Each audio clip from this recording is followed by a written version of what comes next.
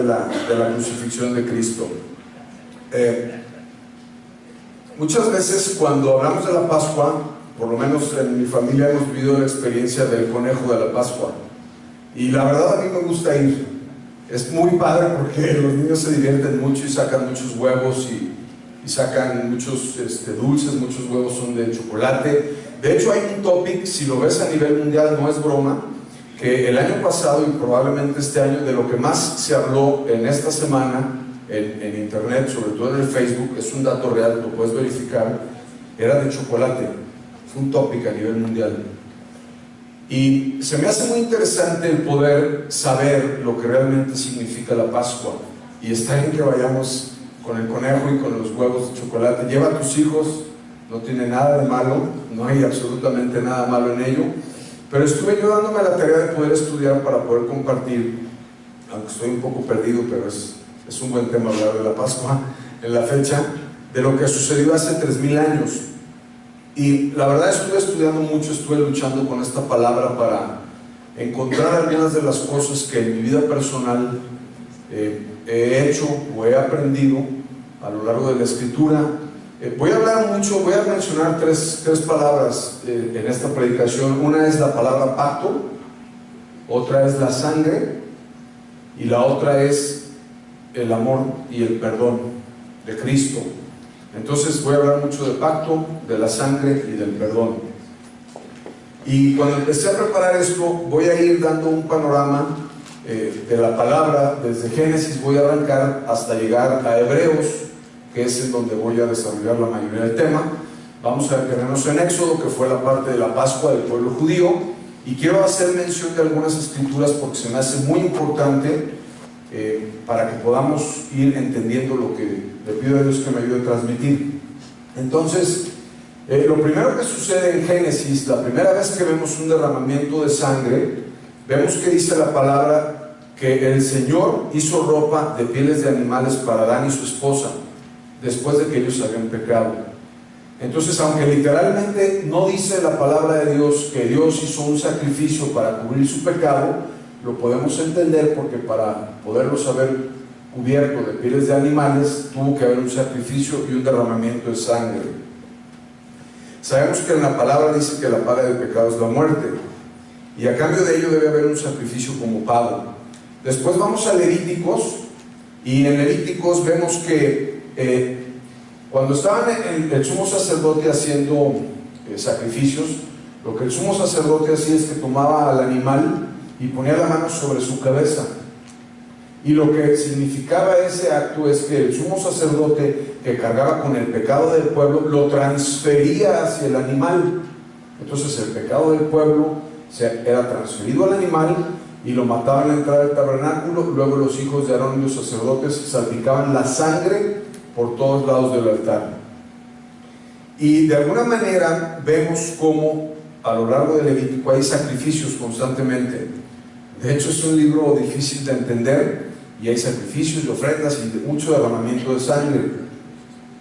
Más adelante llegamos a la parte de Éxodo, que después de las plagas de Israel, después de las plagas de Egipto, para que el pueblo de Israel fuera libre, viene la última plaga, que es cuando Dios dice que va a pasar y que va a matar a los primogénitos de todas las casas que no tengan esta señal. Y la palabra dice en Éxodo 12, dice: mientras los israelitas todavía estaban en la tierra de Egipto, el Señor les dio las siguientes instrucciones a Moisés y a Aarón: a partir de ahora este mes será el primer mes del año para ustedes. Anuncien a toda la comunidad de Israel que el 10º día de este mes cada familia deberá seleccionar un cordero o un cabrito para hacer un sacrificio. Aquí volvemos a ver que Dios les está pidiendo que hagan una vez más un sacrificio. Dice: un animal por cada casa. Si alguna familia es demasiado pequeña para comer el animal entero, lo compartirá con una familia vecina. Dividan al animal según el tamaño de cada familia y la cantidad que cada uno pueda comer. El animal seleccionado debe de ser un macho de oveja o de cabra de 1 año y que no tenga ningún defecto. En el antiguo, ahí les voy a pedir que se detengan tantito. Vemos siempre en la Biblia un paralelo de Jesucristo muchas veces en el Antiguo Testamento, y de alguna forma Él estaba empezando a hablar de lo que sería después Él, nuestro Cordero inmolado y sin ningún defecto, que iría a la cruz para morir por nosotros. Y se me hace interesante porque dice que tiene que tener un año y que no tiene que tener defecto. Versículo 6 continúo: cuiden bien al animal seleccionado hasta la tarde del día 14 de este primer mes, y entonces toda la asamblea de la comunidad de Israel matará a su cordero o cabrito al anochecer. Después tomarán parte de la sangre y la untarán en ambos lados y en la parte superior del marco de la puerta de la casa. Voy a repetir eso.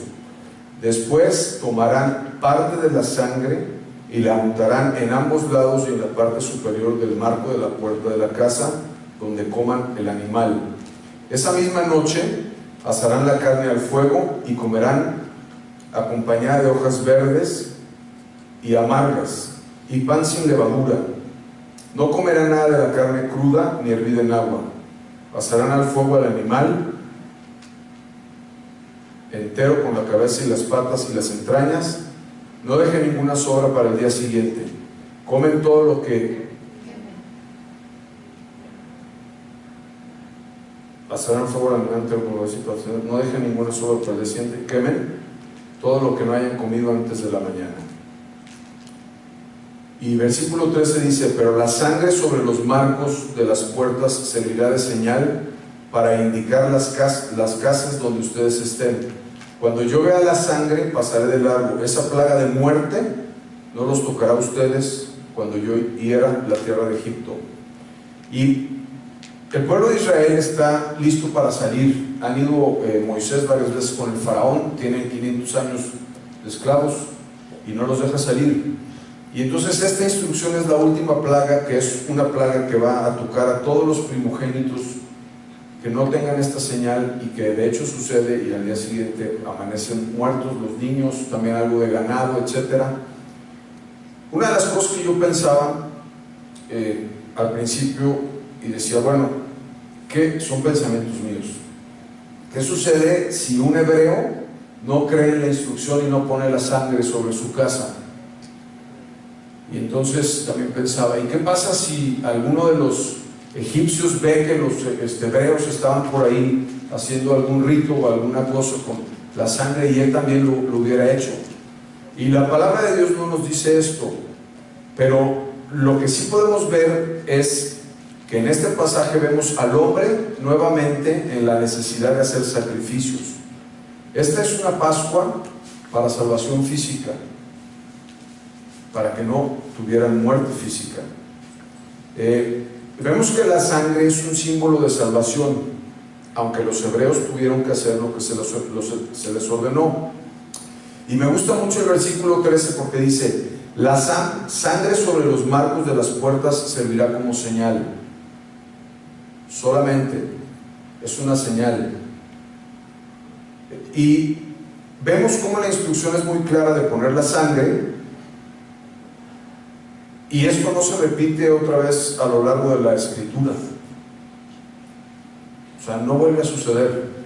Y menciono esto porque muchas veces yo en mi vida personal, a veces he orado y he cubierto a mis hijos con la sangre de Jesús. Lo he hecho cosas de ese tipo. Y pensaba también, cuando estaba preparando el tema, que cuando yo salía de mi casa muchas veces, hace muchos años, cuando estaba pequeño, mi mamá siempre me daba la bendición. Y yo creo que era un acto muy genuino de parte de ella y que probablemente sea bueno, pero no es bíblico. Y muchas veces me he encontrado yo también haciendo cosas que probablemente sean buenas o genuinas, pero no son bíblicas. Y en mi manera de entender, siento que se ha abusado mucho del tema de la sangre de Jesús. Y se han hecho miles de corrientes y de estudios y de cosas referente a esto, y me gusta mucho tratar de estudiar la palabra de Dios para entender a la luz de la Escritura lo que realmente significa. Entonces vemos al pueblo, tienen que tener una cena, tienen que hacer un sacrificio, la sangre es una señal de pacto, para que el ángel de la muerte pase por encima y no mate a los primogénitos de Israel. Lo hicieron, sucedió, y al día siguiente los primogénitos del pueblo egipcio murieron, principalmente el hijo del faraón. Esto hizo que su corazón se ablandara y los dejara salir. ¿Vamos bien hasta aquí? A veces estaba preparando el tema y decía, es que es demasiado sencillo, es que de eso se trata, y a veces nos queremos complicar las cosas. Esa es la Pascua que sucedió en el año 1300 o 1200 antes de que viniera Jesucristo en Egipto con el pueblo hebreo. Punto final. La sangre fue una señal o un símbolo y el pueblo salió. Vamos a continuar con el tema.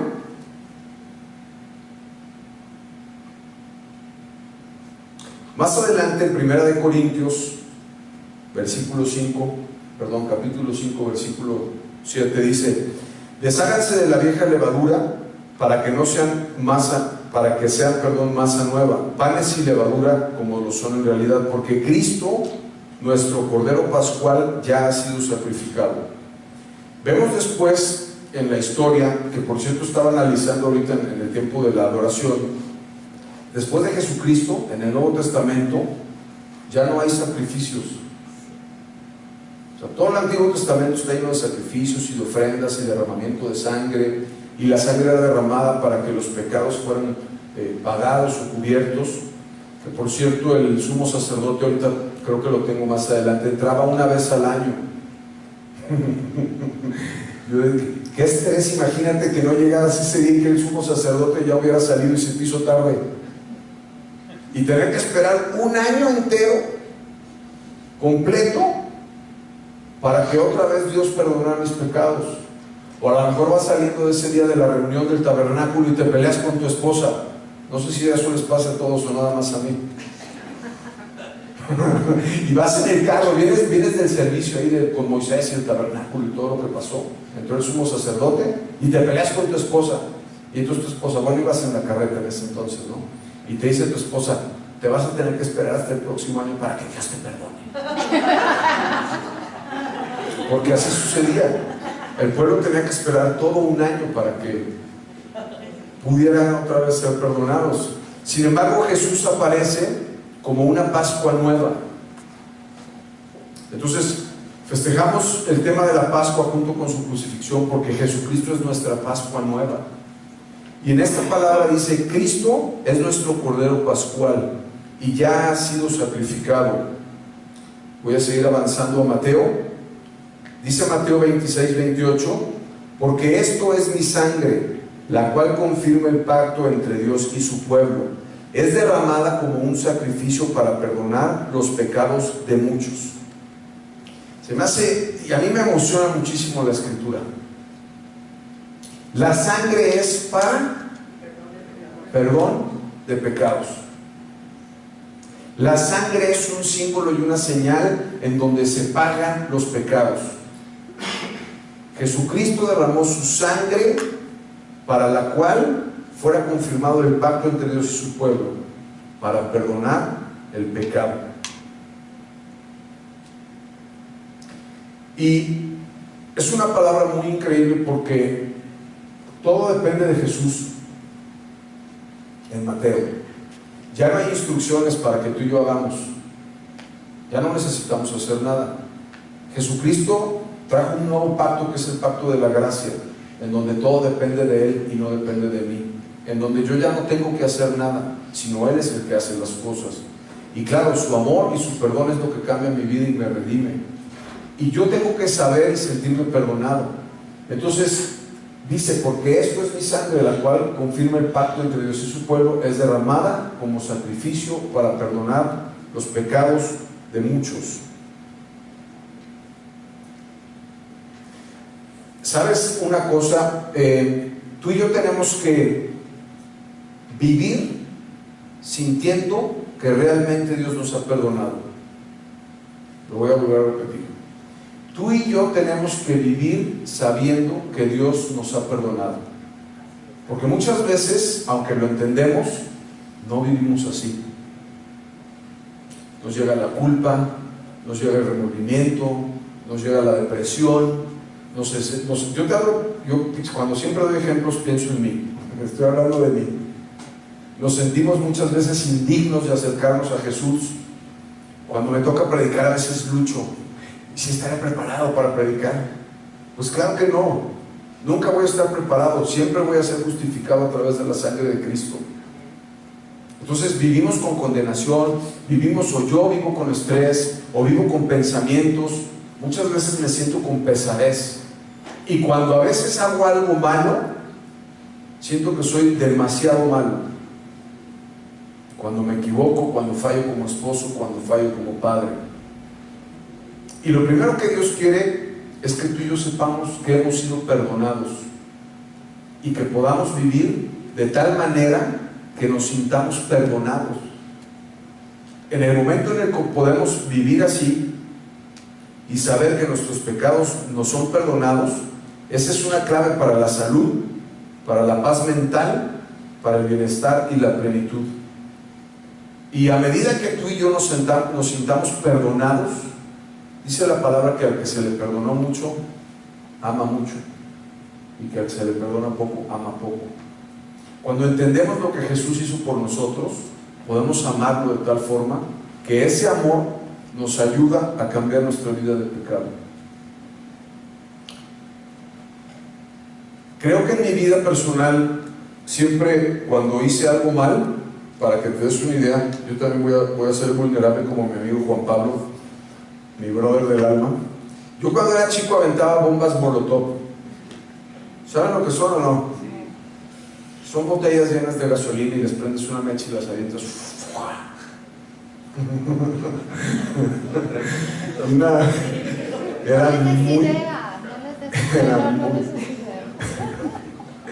Era muy travieso.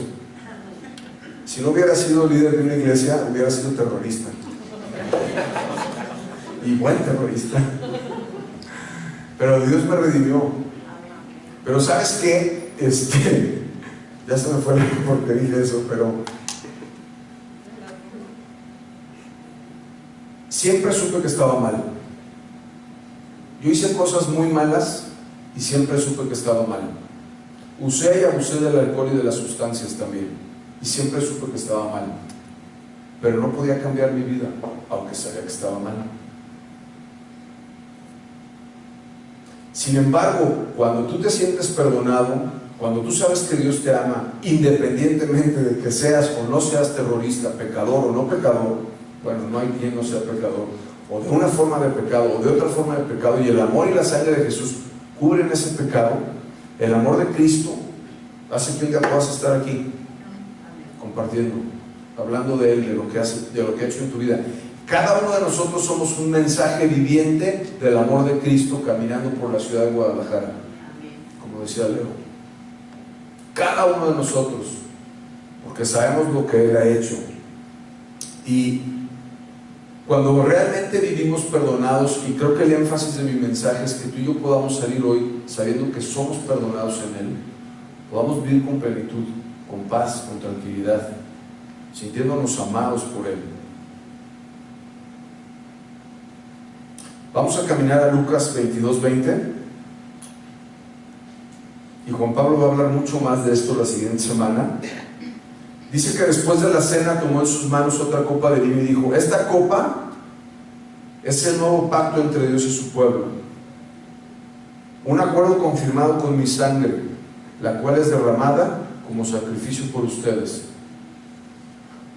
Vamos a ver. Después de la cena de la Pascua, Jesús estaba festejando la cena de la Pascua en ese momento. Entonces Él tomó una copa de vino y dijo: esta copa significa lo que quiero comunicar es que hay un nuevo pacto entre Dios y su pueblo, un acuerdo confirmado con mi sangre, la cual es derramada como sacrificio por ustedes. Él estaba a punto de ir a la cruz, y entonces Jesús decía: ¿saben qué? Va a haber un nuevo pacto. Ahorita vamos a ver en la escritura qué dice. Y este pacto va a ser igual. va a tener que ser confirmado y derramado con la sangre, porque va a haber un sacrificio por nuestros pecados.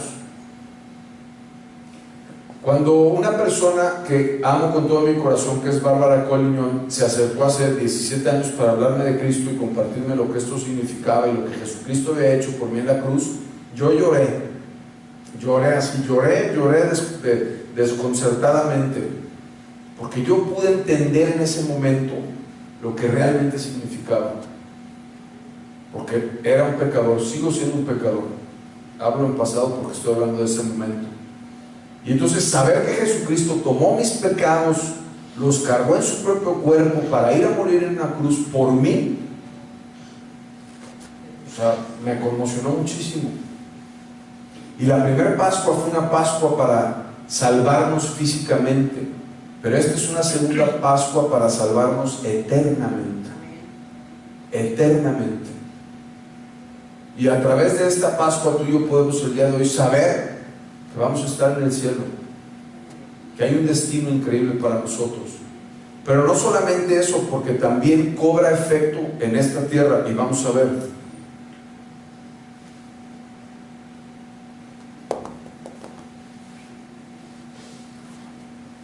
Estas tres citas de Hebreos, otra de Hebreos y Juan, me gustan mucho. Dice, efectivamente, si el primer pacto hubiera sido perfecto, no habría lugar para un segundo pacto. Había un pacto anterior. No siguen leyendo, no sean malos. Ahorita vamos a ver las tres. Ya traen prisa por saber. Había un pacto inicial y hubo un segundo pacto. Estamos hablando de dos pactos. Puedes hablar de dos Pascuas. Había una Pascua inicial y una Pascua futura. Hebreos 8:13 dice, al llamar nuevo a este pacto, ha declarado obsoleto al anterior, y lo que se vuelve obsoleto y envejece está por desaparecer. Quiere decir que no está vigente, que ya no sirve, que tú y yo no podemos hacer lo que hacían en Levítico. No podemos rentar este salón para hacer un tabernáculo y que cada quien llegue con su toro y sus tórtolas, y entonces vestir a Juan Pablo de sumo sacerdote y ponerle un cuchillo en la mano y esparcir la sangre por el hotel. Y nos da risa, pero a veces seguimos viviendo con una mentalidad del antiguo pacto y seguimos haciendo cosas que no son vigentes y que están obsoletas. Y no pasa nada, nos cuesta trabajo renovar nuestra mente, nos cuesta trabajo entender una forma nueva de vida. Dice que la ley fue dada por Moisés, mientras la gracia y la verdad nos ha llegado por medio de Jesucristo. Todos los días que tú y yo nos levantamos con una sonrisa increíble en nuestro rostro, decidimos una forma de vida. Y vivimos bajo la ley o bajo Jesús. Lo voy a volver a repetir. Todos los días que tú y yo nos levantamos y sonreímos, decidimos vivir bajo la ley o bajo Jesús. Y a veces queremos hacer sacrificios y queremos hacer esto y queremos hacer lo otro por el nombre de Dios, o hacemos cosas para sentir que Él nos ama. O yo lucho mucho todavía sufro muchísimo porque creo que debería de orar mucho más y debería de leer mi Biblia mucho más.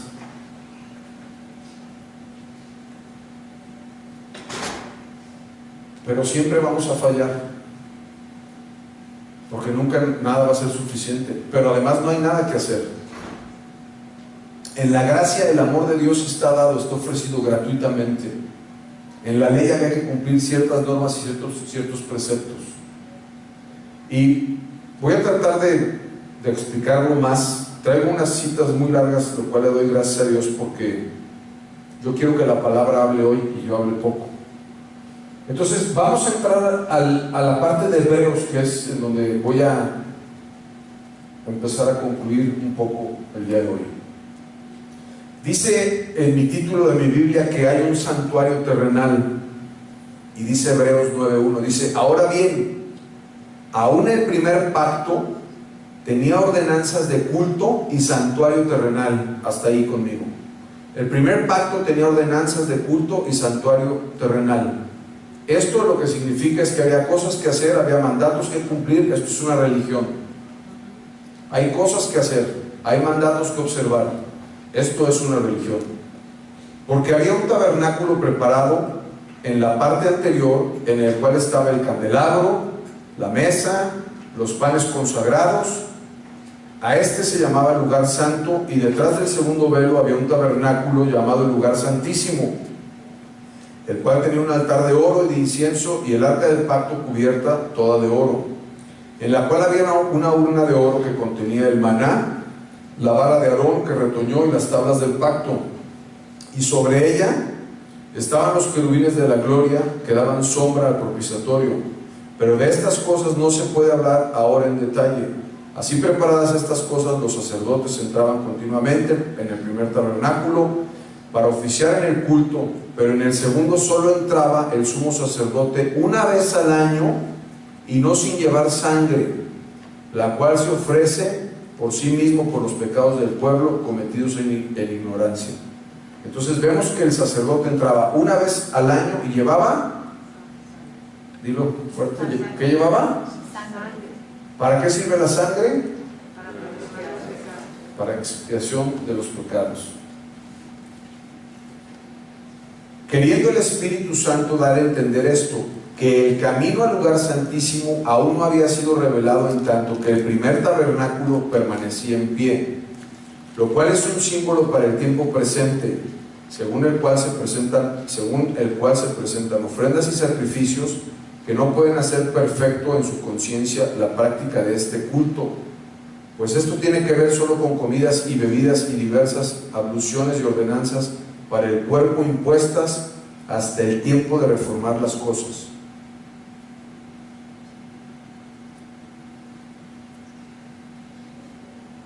¿Suena divertido? O sea, está hablando de lo que pasaba en el primer tabernáculo, lo que tenían que hacer, ciertas ordenanzas, y dice al final del versículo: puesto que tienen que ver con las comidas y las bebidas y diversas alusiones y ordenanzas para el cuerpo impuestas hasta el tiempo de reformar las cosas. ¿Cuál es ese tiempo? Continúa en el versículo 11. Dice que hay una sangre de un nuevo pacto. Eso dice el título en mi Biblia. Estoy leyendo de NBI si no me equivoco.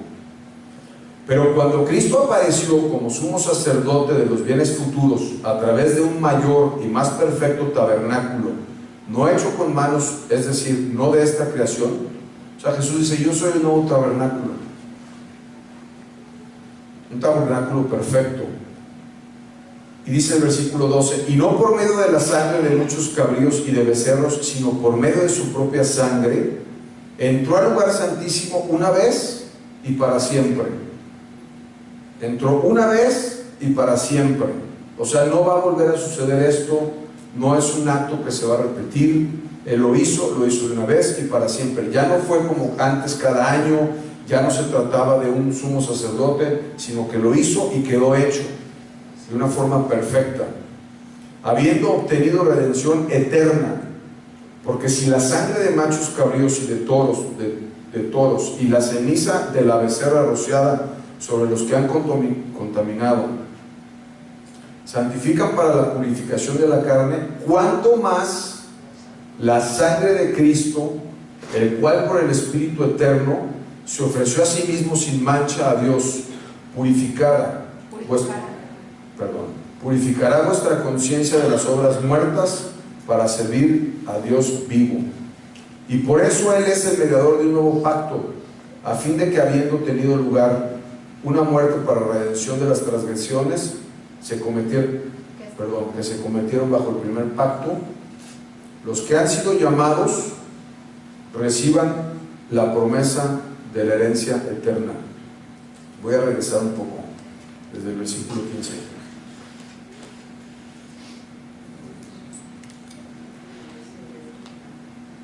Espero no estaros haciendo bolas. Qué bueno, porque me costó mucho trabajo a mí. Versículo 15. Él es el mediador de un nuevo pacto. Jesús es el mediador de un nuevo pacto. ¿Para qué? A fin de haber tenido lugar una muerte para la redención de las transgresiones que se cometieron bajo el primer pacto. Los que han sido llamados recibirán la promesa de la herencia eterna. Ahí hay una promesa. ¿Para quién?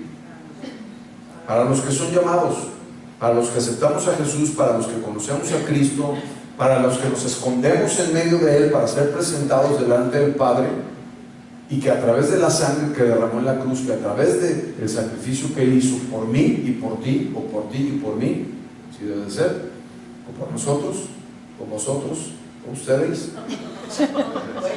o ellos, podamos tener una vida eterna. Te voy a decir algo bien interesante. Creo que en el mundo moderno la gente está muy estresada por lograr ciertas metas o condiciones de aquí, materiales de este planeta. Deberíamos de estar estresados y deberíamos de tener insomnio, de estar seguros de tener una vida eterna, de vivir en el cielo. Fuimos creados para habitar en el cielo una eternidad. Y si te falla un negocio aquí, puedes perder millones de dólares, pero si te falla este negocio, puedes perder la vida eterna. Y no hay segunda oportunidad. Aquí sí, te puedes recuperar. Debemos de saber cuál es la importancia y el valor de la vida eterna y sentirnos primero que nada sumamente agradecidos con Jesús. Si tienes un día malo algún día de estos meses, acuérdate y di, ¿sabes qué? No importa, me siento sumamente agradecido contigo, Señor, porque yo tengo la certeza de la herencia eterna. No tiene precio que se pueda adquirir, ya tuvo un precio demasiado alto el cual pagó nuestro Señor por nosotros. Continúa en el 16.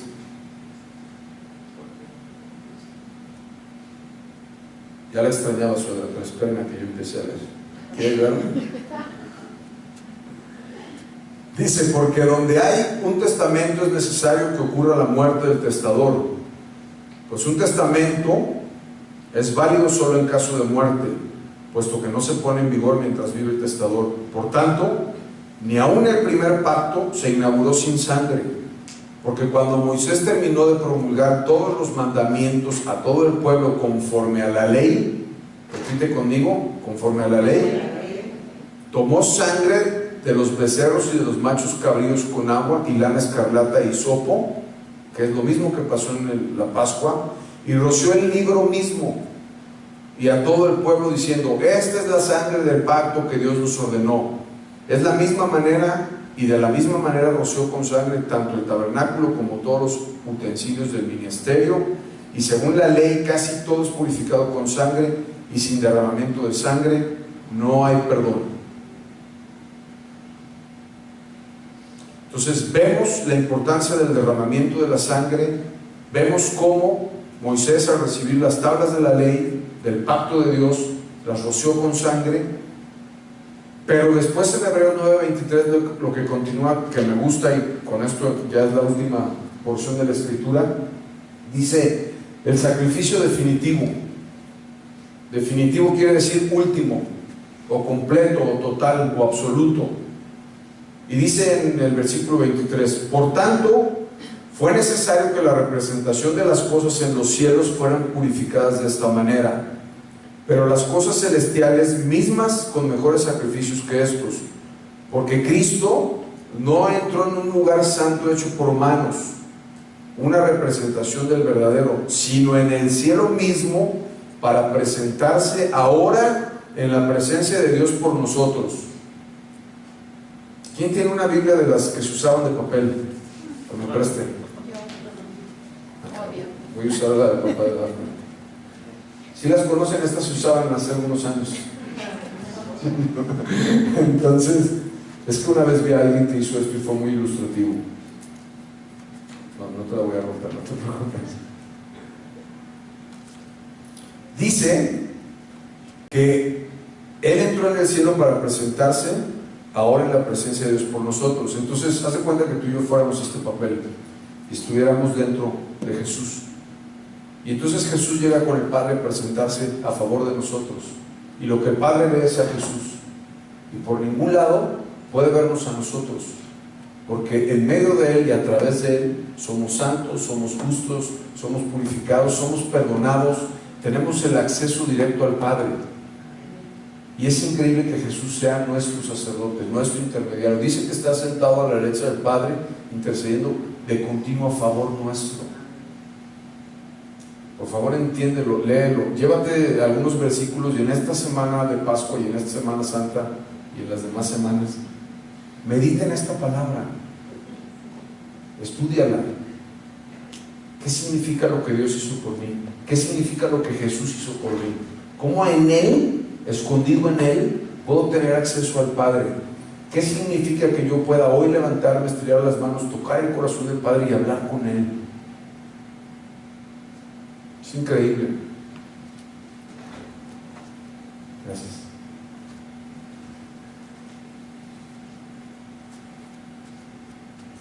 Dice, versículo 25, no para ofrecerse a sí mismo muchas veces como el sumo sacerdote entra al lugar santísimo cada año con sangre ajena.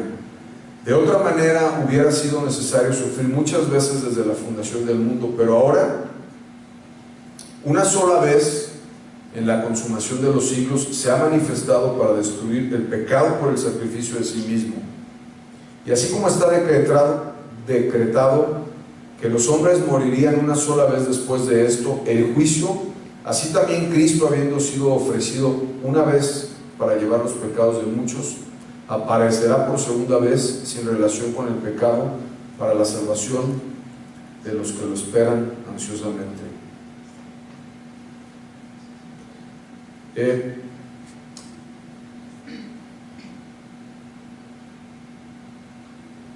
Realmente lo que hoy quiero yo tratar de compartir contigo es que tú y yo podamos saber que la sangre de Jesús es para cubrir nuestro pecado,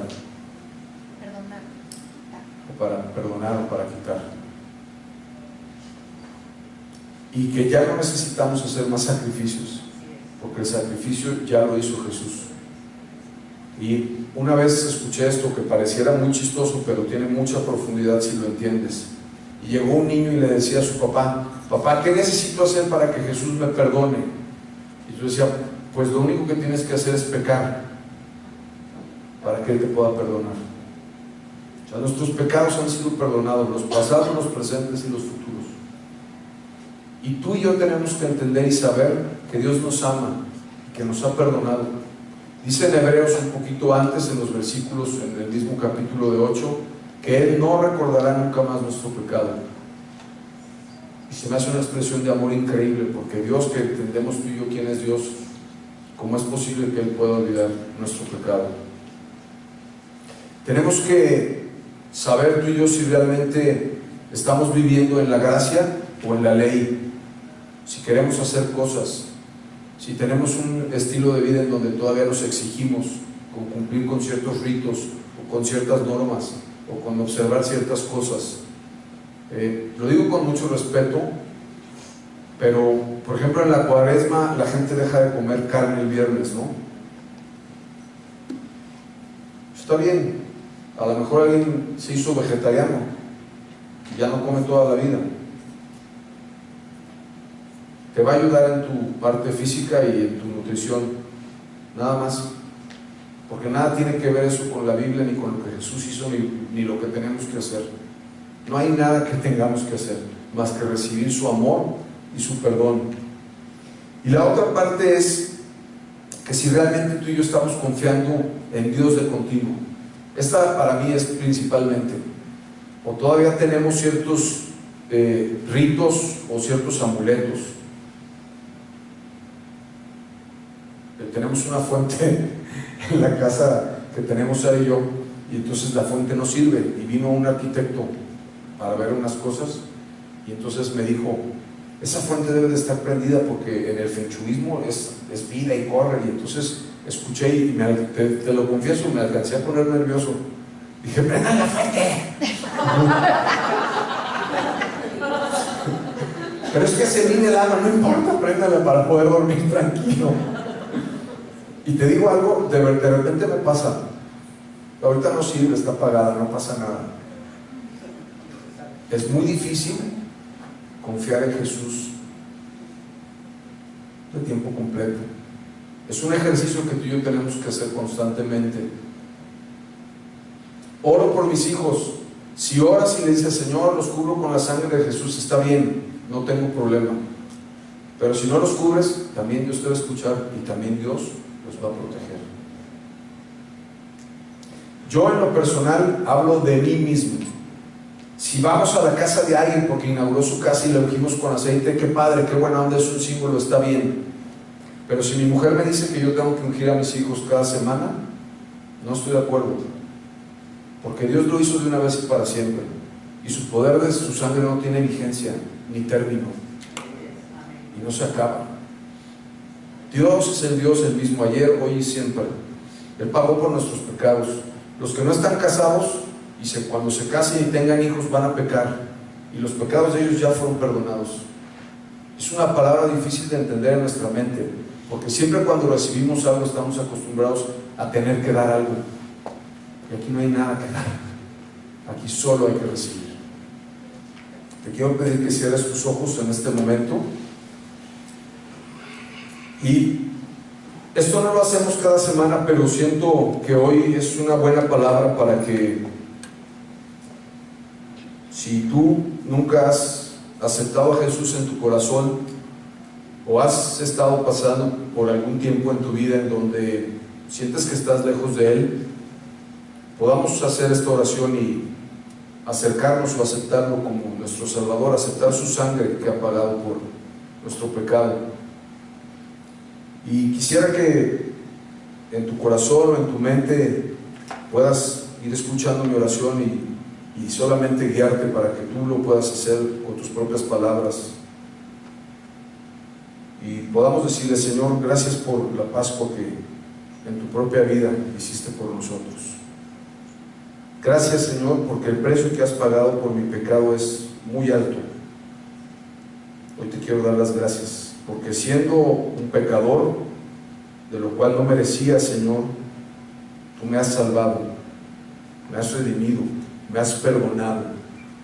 Gracias por morir en una cruz por mí, Señor. Gracias por este acto tan profundo de amor. Yo hoy quiero reconocerte como mi Cordero, como mi Pascua, como mi salvación, y te quiero pedir que me perdones cuando he fallado y que me perdones cuando me he equivocado. Te pido tu ayuda, Señor, para que traigas aliento a mi vida. Te pido tu ayuda para que me ayudes a cambiar las cosas que debo de cambiar.